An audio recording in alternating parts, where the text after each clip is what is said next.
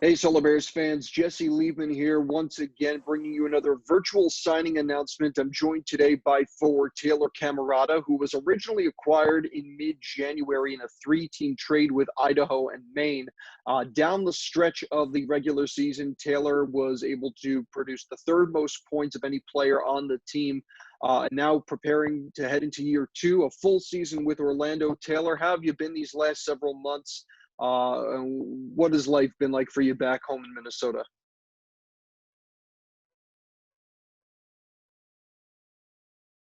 Yeah, thanks for having me, Jesse. It's been all right. Just hanging out at home here in Minneapolis, and been doing a lot of training and hanging out with some family. So hasn't been too bad. I understand that you had your wisdom teeth removed at one point this summer. I can't speak from personal experience, but I got to imagine that was probably a little bit of a nuisance.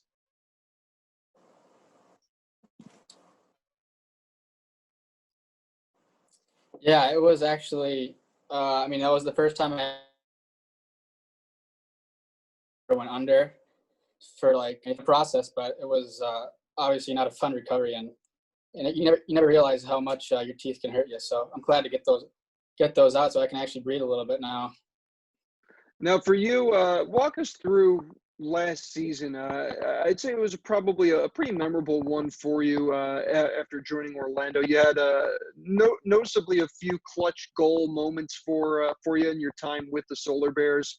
From the point that you were acquired in mid-January to the end of the season in March, how would you assess your overall time in Orlando and the experience joining the Solar Bears? Yeah, I really enjoyed my time. I think I was there for probably a couple of months, and we probably had like 25, 30 games. We played like every night almost, it felt like, and I really got in a groove, I think. And like you said, I had a couple of big overtime goals, which were pretty memorable, especially the one at home. It was a pretty big crowd, and it was a crazy game where we scored like, I think, 3 or 4 goals in the last couple minutes, and it was the fans were going crazy. So it was a pretty memorable game. You also had that overtime goal against Florida, 1-0 thriller down in Estero. Um, what seemed to work for you after the acquisition that led to you to being in those kind of ideal moments to deliver a clutch performance? I think just first of all, I guess the 3-on-3 format is just I really enjoy that just because of the chances on both ends. And then obviously I've played in that division before being in Orlando, so I kind of have some familiarity with the ranks and the different teams and their styles. So that I think that kind of helped me. Uh, what's it been like for you in Minnesota over these last several months? I know we've spoken to some other players that have already committed to re-signing here for the upcoming season. Trevor Olson, John O'May, among them, and Michael Brodzinski. What's that experience been like for you over the last several months while the coronavirus pandemic has been going on and everything else? Yeah, it's been obviously like you said, it's been pretty crazy. But the biggest thing is probably just not as much ice time. And I guess for me, as I've gotten older anyway, and especially since I've been pro, I really focus more on off ice training in the summers anyway, just because during the season you play so much that it's almost more important to build up your body off ice in the summer. So, it has been too much different. I've been working really hard in the gym and just doing a lot of running, which I enjoy. So it hasn't been too bad. Now, as far as heading into this upcoming season, when the season ultimately ended, what were the conversations that you had with Drake Barahowski and Jared Stahl in terms of making that commitment to come back here? Was there any talks involved with your agent, and what was that process like overall? Yeah, well, it was. I talked to Drake, and he said that he wanted me back, and I really enjoy that South Division. Just the whole aspect of going to the rink and then walking outside, and it's 75 degrees every day.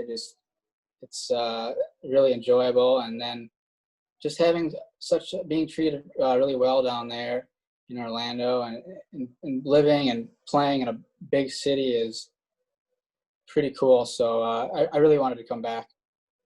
Now, as you prepare to head into what will be your first full season with Orlando, Taylor, what are some of maybe the key areas of focus on your game that you want to refine and develop a little bit further? Yeah, just I mean, the main thing is just trying to be as consistent as possible, especially in that Southern Division.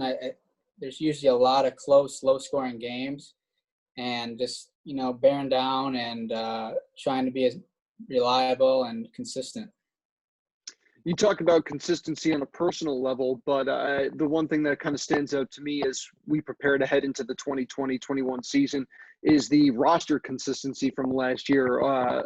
Several players that had a key impact in last year's team, yourself included, now committed for this coming season. What steps do you think this team needs to take to, at the time that the season was canceled, Orlando was kind of one of those bubble teams battling for some of the final playoff spots in the division before the season was ultimately paused and then canceled. But as far as becoming a contending team, becoming a team that is going to do some heavy damage within the division and around the league for next year, what steps do you think need to be taken by this roster going forward? Well, like you said, there's a lot of returning guys, which makes the transition into this season a lot easier. And I think to get off to a really good start is really important, just because later in the season, when there's a lot of games and a lot of injuries, you don't want to have a must-win game every single time you step on the ice. So it's important to get out to a fast start and go from there. Taylor Cammarata back for a second season and his first full one with the Orlando Solar Bears for 2021. We thank you for taking a few moments out of your offseason to join us here, and looking forward to seeing you at training camp. Thanks, Jesse.